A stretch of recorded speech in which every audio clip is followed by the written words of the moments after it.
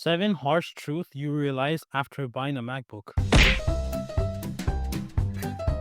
The first thing that hits you, the premium. It's not just about how it looks, it's how it feels. The moment you lift the lid, you notice how smooth the hinges. The trackpad glides like it's made out of glass, the keyboard doesn't clack, and the speakers, they're weirdly cinematic for something so thin. It's the kind of device that doesn't just do its job, it makes a statement. But here's what's fascinating. It's not always about the specs, it's the brag aura. You could be using it for the basic stuff, notes, emails, Netflix, but to the world, it looks like you're editing Oscar-winning films. That perception, Apple knows exactly what they're doing. You don't just buy a MacBook, you buy into a lifestyle. Now here's where things start getting weird, in a good way. I had a friend who brought his MacBook to our office one day, and I swear, he used it for 8 hours straight without once plugging it in. I thought it was broken because my gaming laptop was plugged in 24/7. Turns out Apple makes their own chips. These things sip power like they're drinking from a teacup. Add to that macOS being extremely optimized and not bloated with junk running in the background. You've got a laptop that actually doesn't require a power outlet. No fans screaming, no brick-sized power adapter to lug around, just a thin slab of aluminum. It almost feels unfair, especially if you've ever owned a gaming laptop that dies after 40 minutes. Let's be honest, unless you're loaded, that purchase probably hurt. You remember checking your account after buying and seeing the bank balance crying in real time? Whether you bought it outright or went the payment plan route, there's a weird guilt that creeps in. And it's not like other big purchases either. You don't drive it around like a car, you don't live in it like an apartment. It just sits on your desk or in your backpack and somehow costs over $1,000. Even the base model feels overpriced. 8 GB of RAM and 256 GB of storage in 2025 for nearly $1,000. It's a tough pill to swallow when you realize you could have built a powerful gaming rig or bought a high-end Windows laptop with double the specs or less. But you tell yourself, it's worth it, right?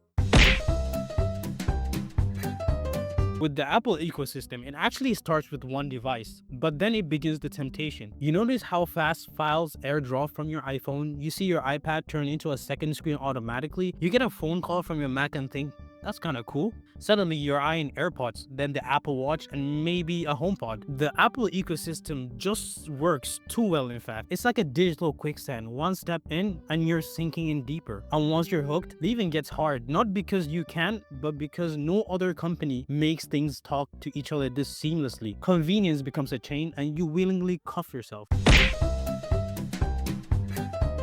Look, I'm a PC guy. I love tinkering, but even I have to admit, MacBooks feel fast. Not the kind of fast where fans spin up and light flash, it's the silent surgical kind of fast. Apps open instantly, boot times are absurdly short, you can scrub through 4K video in Final Cut like it's a YouTube clip. Even with just 8 GB of RAM, it performs better than the Windows laptop with double that. And that's because Apple controls everything, the hardware, the software, even the apps. Nothing's left to chance. It's like having a laptop built by one chef instead of a buffet of random parts trying to work together. The result? Speed that feels almost disrespectful.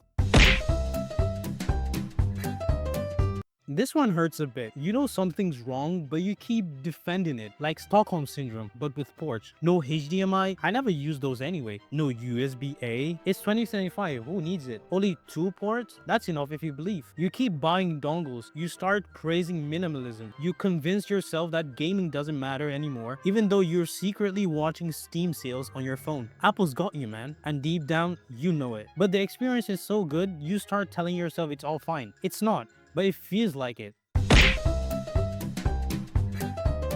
Okay, here's a weird one. If you get tired of your MacBook, someone will definitely buy it. And for more than you'd expect. Even 5-year-old models go for a few $100. It's like Apple devices are weirdly inflation-proof. But here's the twist. Because the value stays high, Apple knows it can keep charging you more. Need a battery replacement? That'll be $200. Need a charger? Another $100. Want to upgrade storage? Good luck. So yeah, buying a MacBook feels like stepping into luxury, but you also start to notice the little things they don't advertise. It's beautiful, fast, and powerful, but it's also pricey, restrictive, and just a little too addictive. With that said, thanks for watching. Until next time.